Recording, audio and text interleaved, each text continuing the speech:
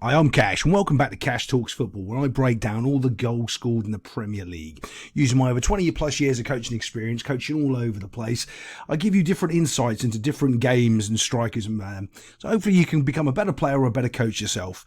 Quite now we're under a shadow ban because we're copyright striked on the channel, and you can see that in my views of videos when I'm not shadow banned or copyright struck. I get about 1,000, 2,000, and now I'm down at like 100, 200. It's kind of funny, but that's the way it goes when you say certain things, which I'm finding out on YouTube that you can't say about how Premier Leagues actually run their clubs and what they do. Previously it was VAR where I was getting my little copyright strikes, but now it's something different.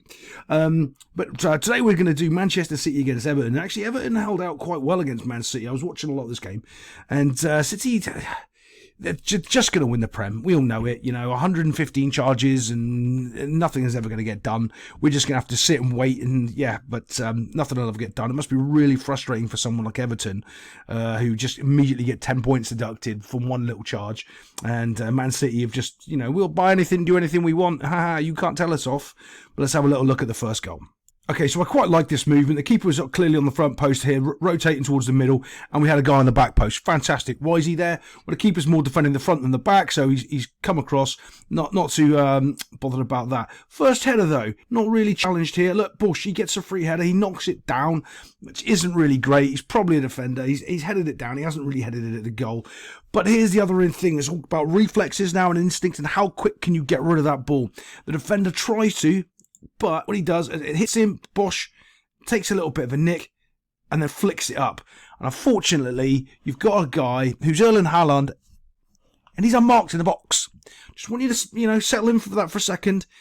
Imagine your job's to mark Haaland and you're going, oh, I'm not going to mark him because he's not going to score. Yeah, mate, he is. But look how much space he's afforded in the Everton box. And he's just getting a sniff of goal. And and I know, he ain't missing Bosch. And he's hit that with some venom. Absolute venom. I'm just going back to the initial point when the ball's coming in, though, and look at the Everton defenders leaving Haaland alone. Look, he's drifting into space when the ball's bounced. Okay, yeah, is the ball very dangerous? Yeah, it is. But so's he. I just don't understand why someone in the Everton team doesn't have a job to be marking him on corners and set pieces. Like, you just go, right, you just stay until that ball's clear. You do not leave him. You stay there until that ball is in our possession or down the other end of the field. You mark him. And they just didn't. Yeah, but there we go. That's what happened. Actually, on the other angle here, before it all starts, you can actually see he's kind of being marked here, but then the defender just lets him go. Absolutely lets him go, because apparently marking their best striker in the world in the box is not important. Let's just settle in. Marking the best striker in the world is not important. There we go. That's the space he's got. He's got his eyes focused on the ball.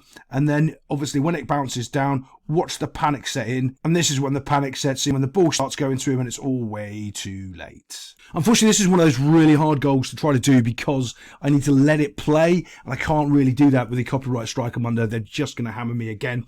But you see De Bruyne is on the ball. Haaland's made his little turn and off he goes to the races. And now it's just, can Haaland be picked out by De Bruyne?